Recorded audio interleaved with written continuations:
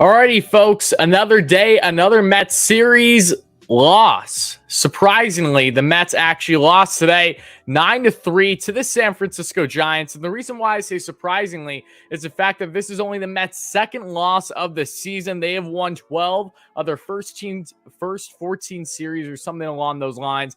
They've been on a remarkable stretch at this point. This is the first time in 7 weeks, yes, 7 effing weeks, that the Mets have lost consecutive games back to back. So, guys, thank you all so much for chiming in. I'll be breaking down everything that there is to know about the latest Mets game here as they faltered in their series finale to the Giants. 9-3 was your final, and this was all because of Thomas Szapucki and his start today, or lack thereof, that he provided for the New York Mets. And without Szapucki, who knows? Maybe the Mets actually win this game. And even though the Mets didn't put up a whole lot of offense, I'm still so proud of this team offensively. Pitching, however, something that hasn't been the issue for the Mets. I said in my series preview, guys, that pitching will be the biggest factor. I said to literally everyone, I hope you guys realize this, that going into this series, I said that this has the potential to be the most difficult series for the Mets so far this year based on their pitching alone, and that held true. Chris Bassett yesterday, after giving up originally 5 earned runs in his first start against the Giants this year, the Mets alone lost to the Giants in their first series where they won 3-4 in April. He gives up 8 earned yesterday for the Mets. And again, back-to-back days where the Mets, 1, did not have starting pitching, and 2, had some questionable decisions made by Buck Showalter, my honest opinion. But again, I'll be breaking down everything from this game, guys, the highs, the lows, basically the lows, but really recapping as a whole, what is next for the Mets now as they are faltering rather fast with this rotation and the overall staff. How are they planning to combat the lack of pitching that they saw, not just in the series, but may very well see more of that in the upcoming schedule, not just against the Phillies for the next matchup, but then that huge West Coast trip again in June against those Dodgers, Angels, and Padres, which will be anything but an easy task. So again, thank you all so much, everyone, for chiming in, folks. Appreciate that. Please make sure to smash that like and subscribe button if you find yourself enjoying the content. For the most consistent Mets content here on YouTube that isn't directly affiliated with the Mets or SNY. Guys, I'll be getting all your comments, questions, and concerns very soon. I have on the scoreboard that says that the Mets are lost 9-2.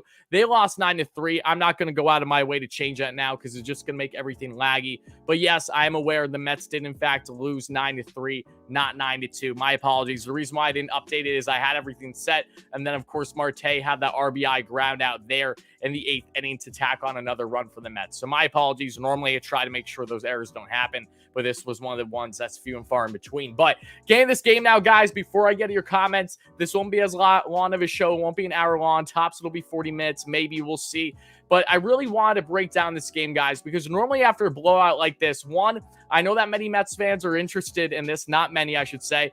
But 2, I know that overreactions will be here. And 3, this is a game that normally I would probably want to push aside and not really break down because there weren't many positives. But I think it's important knowing that we went into this Giants series with some struggling starting pitching, inconsistent starting pitching, and really trying to evaluate how this would impact the Mets going forward. And this was a great test for the Mets today, and now they know what works and what doesn't. So what will be next for them, right? Well, we had Thomas Szapucki on the mound for the Mets today, and he unfortunately, in his second career start in the MLB, in which he gave up, I believe, 6 earned runs last season and 3.2 innings pitched in 1 start. Today, however, only 1.1 innings. He gives up 9 earned runs, 7 hits, 3 walks, 2 strikeouts, 49 pitches. Szapucki just simply isn't an MLB caliber pitcher at this point, and he may never be. And again, I feel for the guy. I can only imagine how demoralizing this was for him, as it was for us Mets fans. And this is where I have my gripes, guys. So please let me know if I'm in the right or in the wrong for feeling this way, and I respect everyone's opinion. But the Mets in the first were already down by a bunch because Evan Longoria took him deep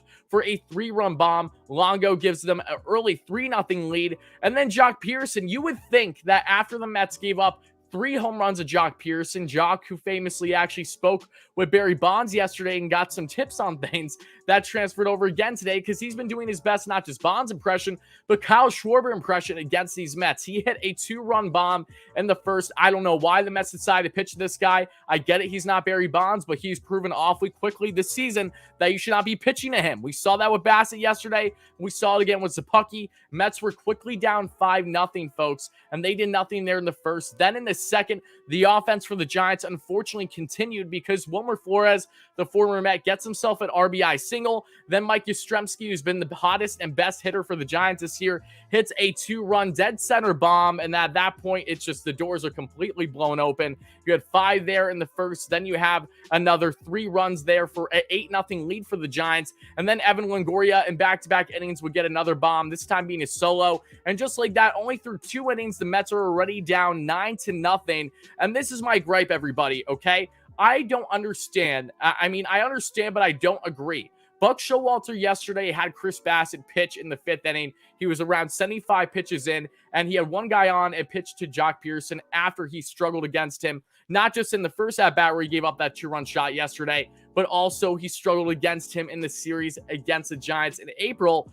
Yet they pitched to him, and then he gives up another 2-run bomb. And at that point, I was like, why are you, 1, pitching Pearson, 2, why do you even have Bassett in here? I get it, you want him to eat innings, I understand that, but he clearly doesn't have it, and he fell 2-0 to Jock in that second at-bat yesterday, but no pitch to him, gave up another 2-run shot. And then, of course, Jock hit a 3rd bomb, which wasn't off of Bassett, thankfully, was off of Drew Smith that we saw there after the Mets got that 7 runs in the top of the 8th. So frustrating that they weren't able to get them all the way back and win it, even though it was an amazing comeback by the offense. But then today, Szapucki pitches 40-plus pitches in the 1st inning. There is no reason to justify having him pitch in the 2nd. I'm sorry. He gave up guys on base right away, and then more runs continued. And that, in my opinion, is on Buck. And for people that were saying, oh, it's simply a punt game, Buck knew right from the beginning when you're down 5-0, you might as well just have Szapucki go in as long as you could possibly let him. For him to then give up another 4 runs in the 2nd, I understand that you don't want to work the bullpen too much, but I also understand that tomorrow's an off day for the Mets, okay? So that's why I find it hard to believe why that was a good decision to keep Szapucki in. He clearly proved that he did not have any location whatsoever in the 1st inning, so why even try to take that risk and give up another 4 earned runs before making your pitching decision, in which the Mets bullpen gave up 0 runs today, folks? One of the biggest bright spots that you'll see that no one's going to talk about because the Mets lost, but huge shout out to the bullpen. I'll be breaking that down more shortly, but I just don't understand. This Mets team has shown time and time again that they are resilient. They can come back down from 5, 6+ runs, but when you're down 9-0, yeah, I got to be honest, I'm not expecting a miracle that often, right? It's not going to be consistent, and that is why I'm really frustrated that Szapucki was kept in there in the 2nd inning. I really do believe that this game could have been different if he was pulled after that one, and if you don't believe me, look at what the relievers were able to do, at least for the Mets. And yes, I know the Giants were up 9-0. Maybe their offensive approach is obviously not going to be as aggressive as it was prior because they have such a healthy lead, but still, it's just a frustrating move. Again, it is what it is now. I was not in love with Buck's decision-making this series, to put it lightly. I thought this was back-to-back days where Mets starters simply didn't have it. And while that, of course, isn't on Buck, but it is on Buck to make the decision as to when it's right to part with these guys. And I thought back-to-back days. And again, if the Mets played the Phillies tomorrow, folks, and they didn't have an off day, then I completely understand the notion behind just trying to get Szapucki to at least get 1 more inning. But you have an off day tomorrow, okay? Your arms are going to start to heal up. Then you have your 3-game set against the Phillies. I just found that there was little excuses to let this game go as early as it did. Again, it's on Szapucki, but it makes you think again how much different or same would this game have been if you parted with him after that lone 1st inning where he gave up those 5 earned runs. So that's my TED Talk. Again, I understand if you guys don't agree with it. I perfectly get it. I really just found it frustrating for me personally. And I understand Buck's mindset. I'm sure I just don't agree with it based on what we saw there. But then we get to the 3rd inning for the Mets, and that's where they are able to tack on their 1st run. Luis Yorme with the fielder's choice gets on base.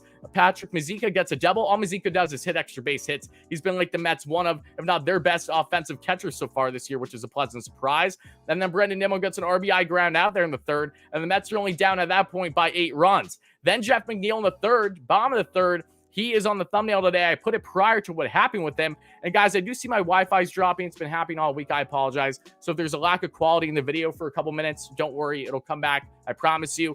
But McNeil made a beautiful, truly a phenomenal snag for a diving catch in left field, full-fledged out. And for him to do that, especially while being down 9-1, awfully impressive. Shows you the hustle. A great example of how resilient this Mets team is to go all in until the final out. But McNeil hits really hard, like face first in the wall. He gets up, stays in the game, but then he's parted with. in the next half inning when his at-bat comes up. Jankowski comes in, and McNeil currently is now day-to-day with the left knee contusion. I'm not overly concerned with that. It looks like Jeff's going to be fine. Thankfully, he doesn't have a concussion or anything. That was the biggest concern when he went into the wall. But McNeil, who has an off day tomorrow, we may see him for the entire 3-game set against the Phillies, or at minimum, maybe 2 of 3. But I do like the chances of him getting solid playing time as long as he's feeling well enough. Same way that Nimmo got hurt a couple days ago. We thought he might even need an IL stint, and he came back and played the next day after he hit a foul ball off of his knee, and that definitely hurt him. He had a little contusion there originally. But then getting into, folks, after the third, after McNeil had the diving catch, which was so impressive, the 4th inning, Francisco Lindor happened, and Lindor was the star of this series for the Mets, as were many Mets hitters, but no one, in my opinion, was more consistent than what Francisco Lindor was. Lindor entered today's game, guys, against Jacob Junis, who was a reliever now turned starter as of late for the Giants. He has a .500 average and 36 plate appearances, including 5 home runs, 36 at-bats, I believe. 5 home runs, 14 RBIs entering today's game. He took Junis for an opposite field. He pulled a double there that we saw in the 4th. And then in the 6th, Lindor hits an opposite field a home run. And Lindor, again, phenomenal series for Francisco that I feel like not nearly enough people are going to be talking about because the Mets lost 2 of 3 in a series where Lindor, in total, had himself 2 home runs, 9 RBIs, 2 doubles, a triple, 4 runs scored, and just looked fantastic. I mean, Lindor has locked in right now. He's finally starting to get red hot after his great start to the year. Then was a little mediocre for a bit, and now is really swinging the bat well. Very happy for Francisco. That's a great positive for the Mets, as is Eduardo Escobar, who had an extra base hit today, too, after going himself having 4 hits yesterday. I mean, very happy with this Mets offense. That's not my concern the slightest, and that's definitely a huge positive to take away from this series for the Mets and going forward. But then we get to the 8th inning. Brandon Nimmo leads things off with a triple, and he is now tied with Jazz Chisholm for, of course, the Miami Marlins with 4 triples on the year to lead the MLB. So Nimmo, the speed demon, hitting those triples. Love to see that. And then he's brought in by Marte on an RBI ground out. Escobar got a double there with 1 out in the 9th, and then the Mets lost. So, guys, I got a lot more to say on this one. I know that you guys got plenty of comments too, but the Mets, Thomas Szapucki, 1.1 innings pitch, gives up 9 earned runs. Bassett gives up 8 earned runs in his starts. What did the Mets bullpen do the past 2 days in these 2 games? They only surrendered 3 runs over these 2 games. They were not the issue. The Mets relievers were simply not the issue in this series, folks. I know Edwin blew the save yesterday, but overall, if you don't give up 8 yesterday by your starter and Bassett, and you don't give up 9 today as Szapucki, the Mets may very well find themselves winning this series. And again, give credit where credit's due. Giants did a phenomenal job on adjusting and taking advantage of the opportunities given them. They deserve all that credit. They were the better team in this series. But this was a Mets series where I look at, I'm not awfully concerned. I'm not. What I am concerned with is the lack of starting pitching right now, but I'm not concerned with this team's ability to be resilient, to come back, and to show that, yeah, I really do believe that things would have been different, obviously, on the offensive output today if they had not given up 9 runs for the first 2 innings. But after that, Trevor Williams, he's my number 2 star today for a reason. 3.2 scoreless, only giving up 1 hit, 2 walks, and so 5 strikeouts. I mean, again, these are the guys that just have to bite the bullet and eat innings whenever the Mets need it, when, say, there's an implosion early with their starters. And Williams doesn't get nearly enough credit I believe he deserves. I know he's not perfect. I know he's not a guy you want starting, but you need guys like this in your bullpen. Same thing with Nogosek yesterday. Nogosek pitches 2.2 scoreless, then gets sent down to AAA today, which I understood because they need Szapucki up for the transaction. Nogosek will be back soon. But Nogosek has pitched roughly 6 scoreless for the Mets as an innings eater out of nowhere. Williams did a great job today. Colin Holderman has yet to give up a run so far in the MLB. He's pitched between 5 and 6 now scoreless innings, it feels like.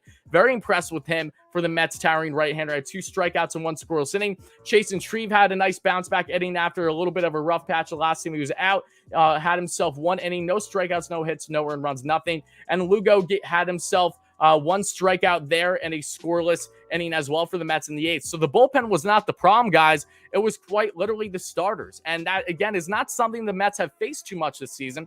And that was the biggest thing heading into this series that I spoke about, again, in my series preview. And the reason why I'm emphasizing that is the fact that, again, this is a Mets team right now that they've shown interest, that we did a video on a couple days ago. Frankie Montas, Tyler Mahle, checking in on them, scouting them, seeing if there's potential fit via trade. It's not easy to do trades, let alone for significant starters this early in the year. But you'd have to imagine that after the outcome from this series, and depending on how this Phillies matchup goes, with a Phillies team that's been playing better ball as of late, looks solid in their series against the Dodgers, even though they lost that series recently, and also looks solid against the Braves, but of course had their bullpen implosions and poor defense. But this, again, is a Mets team that hopefully Billy Epler, they're realizing this, and they know that they will have to make a decision sooner rather than later on the future of this rotation. Good news is that Tyler McGill looks like that he will be back, and we may see him potentially in the first week of June. Another big update pitching-wise I did not discuss yesterday because it was like 2:30 in the morning. I was all over the place. I still cannot comprehend what last night's game was, if I'm being honest with you guys. I said that in my series preview. That was the biggest game to watch this series. Who would benefit more in the pitching matchup? And Bassett lost. And that, unfortunately, though the Mets rallied, that ended up faltering them. But going back once more, the Mets in this series, what they were able to do offensively was great. Pitching-wise, however, not great. But Jacob deGrom, at least, we did see he was throwing at Citi Field yesterday. And it does look like that there is potential that he will return before the end of June, like in late June. Now, personally, I'm not going to get my hopes up on it. It's been reported over the past 24 hours, 24 to 48 hours, that Jake might return sooner than maybe we initially expected, which initially was the All-Star break. We'll see. If he gets ramped up and ready to go, I'm not going to complain. I just don't want him to rush him, obviously. DeGrom, don't get your hopes up on when he's going to return. Don't be set in stone that, oh, he's definitely coming back this week, this day. No, everything's still up in the air. It's a positive knowing that there is potential of him to return before July. But again, nothing that no one should get their hopes up on because there's just no need to. These timelines are ever changing. We know this. We haven't seen Jacob deGrom pitch in a regular season game in over a year. Not over a year, but just about a year now, guys. Very close to. When he returns, it'll be probably over a year at that point since he last pitched on the mound in regular season for the Amazons. So just want to make that clear. I know that that report has been out for a day or two now. I meant to discuss it last night, just didn't get a chance to because I was so exhausted. But yeah, Jacob deGrom, we'll see when he returns. Great news, though, that at least there's more positives on his front. And that definitely is a positive takeaway from the past couple of days. Offensively, again, the Mets going through it once more. Francisco Lindor is your number one star of today's game, folks. 2 for 4 with the home run, the double, the RBI, and the run scored. Trevor Williams, my number 2 star, as I just broke down. 3.2 scoreless. Huge tip of the cap to him. Nimmo 1 for 4 with a triple and a run scored. Love that for Brandon off of a lefty. Nimmo is one of, if not the best lefty batter, best hitter for the Mets against lefties this season by a wide margin. He has a really good OPS and average against lefties this year. Very impressed with Nimmo. Colin Holderman, again, another scoreless inning for the rookie reliever. Love that for him. And Marte didn't have a hit today, but he did go 0 for 4 with an RBI. When the Mets have a lack of offense the way that they did today, naturally, that's how you get in my Warriors top 5. But going through the lineup real quick, folks, and yes, I know the score on the screen is wrong. I do apologize. That's why I have it down below. It says Mets lost 9-3, even though that, yes, it says 9-2 up there. Again, just a simple error. Won't happen again, hopefully. Nimmo, though, talked about him. Marte talked about him. Alonso went 0 for 4, struck out twice. Alonso had a piss-poor day at the plate past 2 days. Slider down and away. That was his kryptonite. That's something that we know with Alonso. Alonso, of course, had an awesome first game in the series for the Mets that helped propel them to win. With these, where they dominated, they won 13-3, thanks to Alonso having 3+ RBIs because he had a bomb. But again, Pete was chasing a lot, definitely more than I would have liked to see. They had a good playbook on him, and Pete, I do believe, had some struggles with sliders down and away against the Giants back in April too. So this is something the Giants have been doing pretty well on against Alonso. Alonso, of course, will find his way. He's a natural slugger. So even with them hitting higher average than maybe what you would have expected at this point in the season, with him batting 275 and 840 OPS, 41 RBIs, which is the most RBIs for a Met and before Memorial Day, third most in their organization's history, which is even more impressive knowing that Alonso started the season a week later than potentially the other players that are ahead of him because obviously the lockout happened and the season was on delay. But no less, Alonso 0 for in the past 2 days. It sucks. It's unfortunate. It is what it is. But no less, outside of him, McNeil went 0 for 1 with his one at-bat today before exiting the game. Jankowski in relief of basically McNeil there in left field, 0 for 3. Jankowski is now, I believe, 0 for his last 15. Really unfortunate after a strong start that he had for the Mets. Eduardo, again, 1 for 4 with a double, which was nice. Eduardo swinging the bat better. I'm happy for him. Dom 0 for 2 today with 2 walks, so at least he was getting on base at a decent clip and half of his at-bats. Luis Gourmet was 0 for 2 today with 2 walks and a run scored, so Gourmet continuing to pull up that on base, has a 324 average and 836 OPS on the year. And Patrick Mazeika, as I spoke about earlier, 1 for 4 today with himself having a double I'm pretty sure he had extra base hit today that they don't have on Baseball Savant. So maybe they recorded that wrong. Either way, though, folks, my biggest takeaway from this game and this series, I know that most of you guys probably feel the exact same way. And again, folks, if you find yourself enjoying this show, don't hesitate to smash that like and subscribe button. Help us get to 100 likes for a first short-term goal. If we could get to 100 plus likes by the end of the live show, that'd be greatly appreciated. And of course, 16K subs if you enjoy this consistent Mets content. Win or lose, we'll be breaking down this team. But my biggest takeaway again is the Mets, they have the offense. This was a series where I'm more concerned, if I'm being quite honest with you, if the Mets lose this Giants series and have a complete lack of offense. This offense has been there. The Mets currently entering today's game, at least it may have changed, have the second best overall offense in baseball, thanks to, of course, scoring 25 runs in their past 2 games. Normally, if you think you score 25 runs in a 2-game span, you easily win both those games. Unfortunately for the Mets, they were only able to easily win one of those 2. Again, yesterday was just the craziest game that I've ever witnessed as a baseball fan, and that's not an exaggeration. But big takeaway from this series, Francisco Lindor balling out, looking great. Eduardo Escobar starting to barrel the ball, get his swing back. Saw a lot of improving things from Dom and JD in this series, which I thought was absolutely massive.